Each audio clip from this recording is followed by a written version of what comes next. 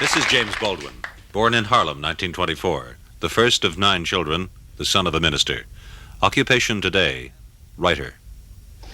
And what a writer. James Baldwin has written about the love and the hate that flow between the polarities of man and woman, black and white, of man and man, with a power that commands.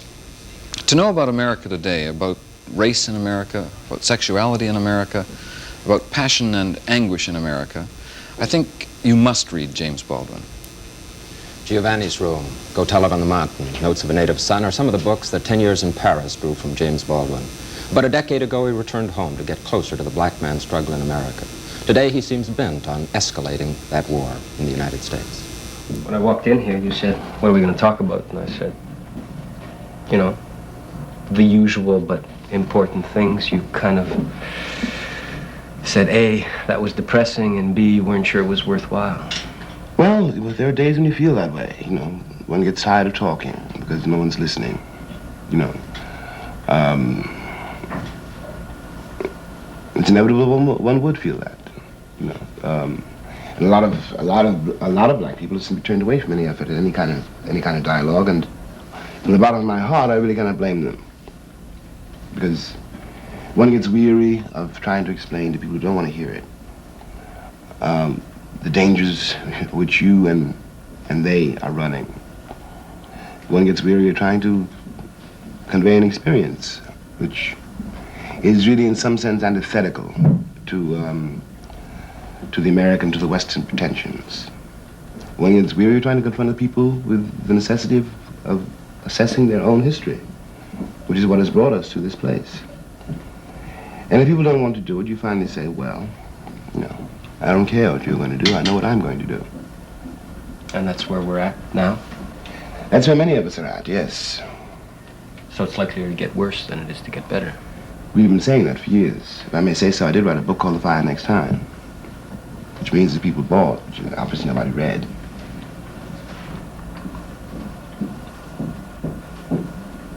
We'll have to get worse, you know, since no real action has been taken. And years pass very quickly. A boy who was 15 is presently 30. Has a kid 10. And not only is he aware of what has happened to him in his 30 years, but he's watching it happen to his kid. And as far as he can tell, it's going to go on and on forever, just like that, with white people, various white people weeping about it. Well, that's unacceptable. Simply. A lot of people come along and say, I've been born into this thing.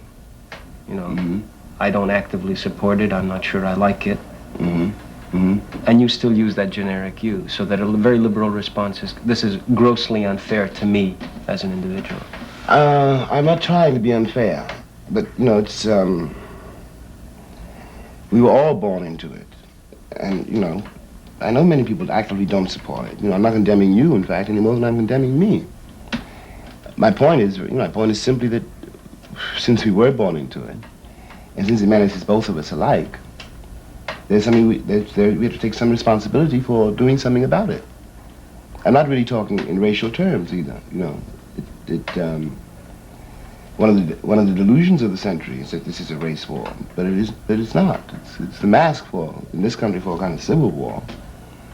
And in the world, it's, you know, it's the mask for the old war between poverty and privilege.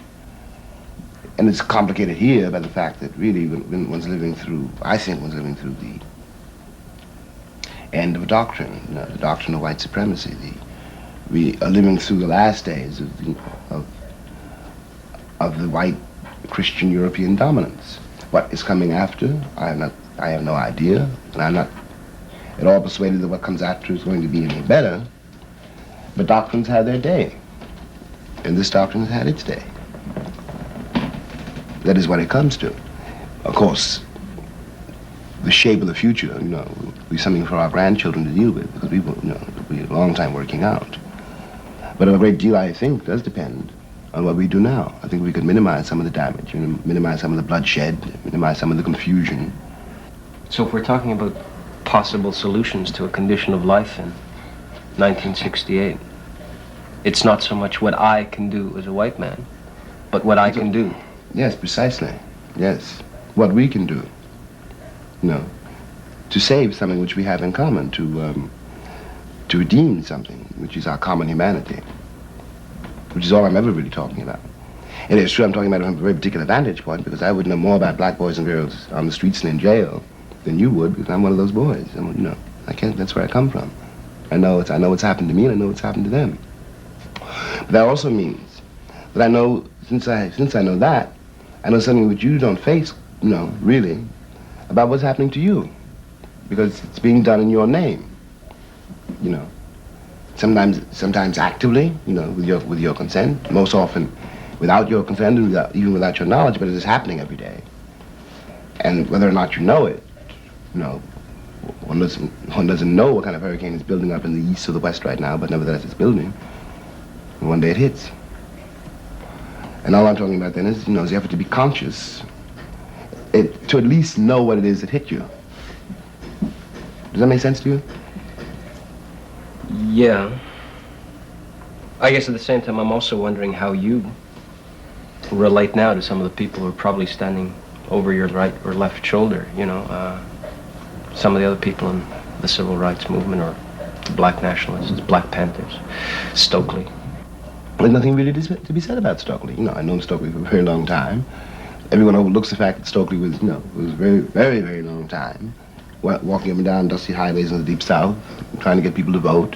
And he was about 15 or 16, getting his head whipped, being thrown in and out of jail, like all those kids for all those years. And the day would have to come. And everybody, you know, everybody knew it. Martin knew it.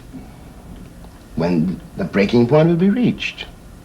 How many more chain gangs, how many more beatings with chains, how much indifference, how much brutality do you expect people to be able to take? After all that marching and all that pain and all that damage, the country really did nothing, you know, except pass token laws and bills. But nothing changed. And then you drag in this really rather wretched farce of an election, which is, you know, and both parties have been, you know, treated black people in this country with the most monumental contempt. What in the world did they expect? So when you're finished with the kind of analysis which really makes you almost into a good black man, because you're not scaring me or the audience that's going to watch this, you still have to decide what you're going to do, and what you're going to do may be uncomfortable for us. It will certainly be uncomfortable for you as long as you pretend that I'm not going to do it. I have a 6-month-old nephew upstairs. And finally, when the chips are down, I don't care what you do at all. But I'm not going to let you do anything to him. I'm not going to let him grow up the way I grew up. And if it means doing something to you, I will not contend to do it. You can stand in my way, but you're not going to stand in his. The party's over.